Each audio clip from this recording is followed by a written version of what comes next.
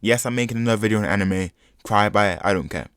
Now I'm talking about anime games, so it's a little bit different. If you like anime, it would make no sense for you not to want to experience what it would feel like to have the powers and abilities you see on the screen. And this is where anime games come in. Ninja Storm, Dragon Ball Fire Z. What's that? What's that one game? Jump Force? This leads into my issue for today. Anime games are trash. Unless it's on Roblox. Now, Roblox was originally a site for, small little, baby little itsy witsy games for little babies to play.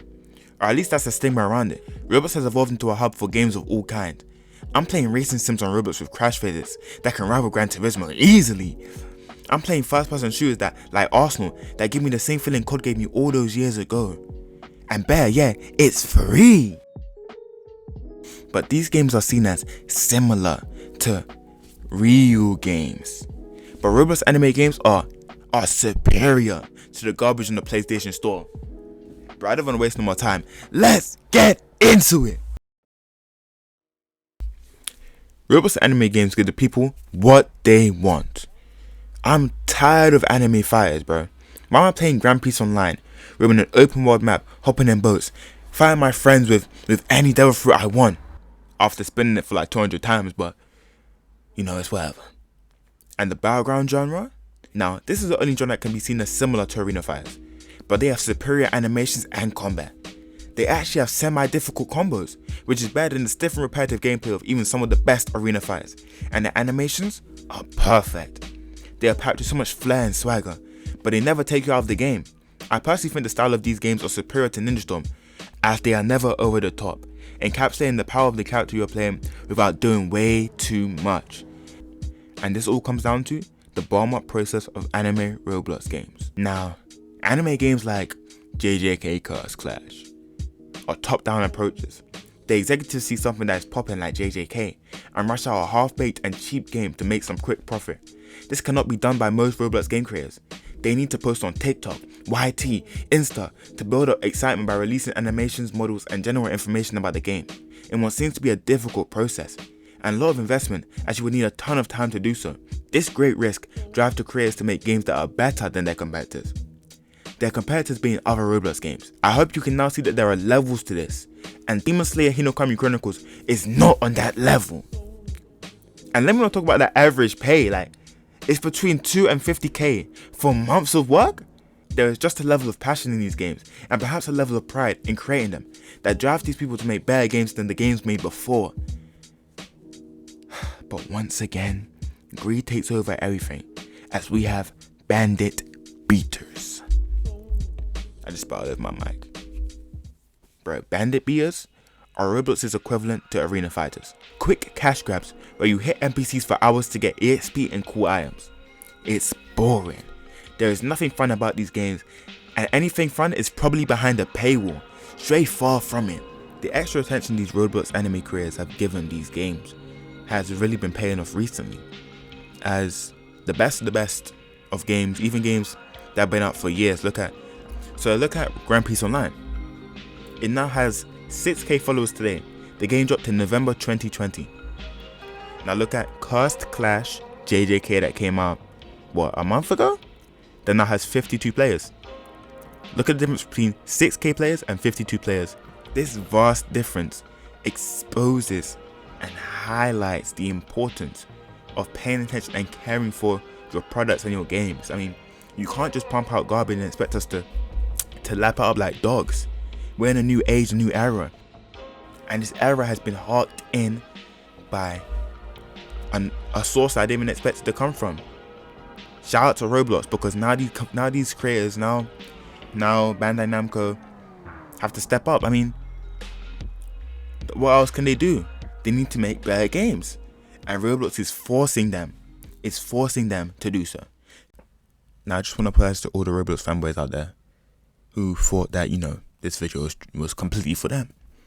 Yes, I agree that on average Roblox anime games are better, but we all know that a game with higher budget, a game with better developers, are going to make a better game. Also, half of the time, we have to talk about the good anime games that aren't on Roblox. I think that many could agree that most anime Roblox games simply cannot capture or create an effective story. This simply comes down to maybe a lack of experience, but ultimately you need experienced writers, you need experienced story creators, storytellers, and that's where we come to games like Persona 5. Now, I will talk about other Personas, but this is the only one I've played, so I'm gonna talk about Persona 5. Persona has one of the greatest ever music tracks or OSTs you could ever conceive. If you haven't heard a Persona OST, then you simply haven't even experienced a full life. And the story is top tier, full of twists and turns. However, many would be put off by the combat being turn-based, just like Pokemon or Xenoblade, if you like Xenoblade. It starts off with the main character, Joker, being locked up in a prison cell. And he's being interrogated by a police officer, and he's asking about the events of previous nights of the previous years, in which the Joker obliges. And the story is set in past tense, where you replay and relive the storyline. And one of the biggest betrayals you can ever think of, as if you've seen Persona, you know he has a crew. One of the crew betrays him, and he's just retelling the story. It told you at the start, one of your crew betrayed you, and they gave all your information. It's top tier and immaculate. You have to play it. But why the hell are there like 6 Persona 5 games? There was Persona 5, Persona 5 Royal, Persona 5 Strikers. You might need to chill. Now I know that's making you bread, but relax. It's time to move on. Doki Doki Literature Club. Now I'm thinking, pause on that game. I saw Corey Kenshin play. I'm like, pause on that game. Why the hell as a man should I be watching Doki Doki Literature Club? Fast Forward and Rock with romance shows. That's number one. So even this main character is a guy, I still think it's weird that I'm sitting there virtually talking to women. I watched episode 1 or 2, and that one girl did that one thing. You guys know what I'm talking about. It had me hooked from that point on. And the ending's crazy when the main villain starts changing she starts changing the folders and the files in the game, deleting characters from the game. She's beyond an in-game character. She's taken over real life things. I'm like, what the hell is this? And you have that final sit down person and they're talking. I'm like, bro, this game is crazy. Check out Doki Doki Literature Club. Once again, a game that's more dependent on story. Now, those 2 games were just games that I love, and have both done very well for themselves, as Persona 5 has sold over 7 million copies, and Doki Doki Literature Club, a much smaller game, sold over 1 million copies, which is good for them. But Dragon Ball Z games simply haven't missed in a while. I mean, they got Dragon Ball FireZ, Dragon Ball Z Kakarot, and then I drop in Sparking Zero. But to bring back the Tenkaichi gameplay with the new graphics seemed like a last-ditch effort to me.